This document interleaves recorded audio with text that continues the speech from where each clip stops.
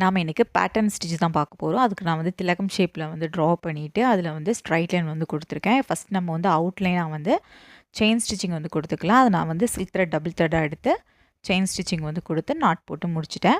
இப்போ நம்ம வந்து ஃபஸ்ட் அந்த லைன் போட்டிருந்தோம் பார்த்தீங்களா, அதில் வந்து இந்த மாதிரி நம்மளோட பட்டன் ஹோல் ஸ்டிச்சை வந்து நம்ம வந்து ஸ்டிச்சஸ் வந்து கொடுத்துக்கலாம்.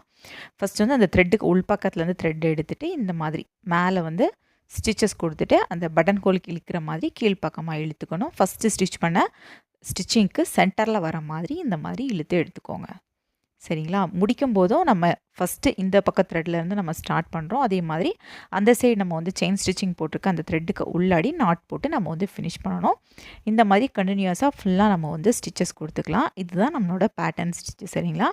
ப்ராக்டிஸ் பண்ணி பாருங்கள், ரொம்பவே ஈஸியாக இருக்கும். நம்மளோட ஆன்லைன் கிளாஸ் வந்து பார்த்திங்கன்னா செப்டம்பர் 9 வந்து ஸ்டார்ட் ஆகுது.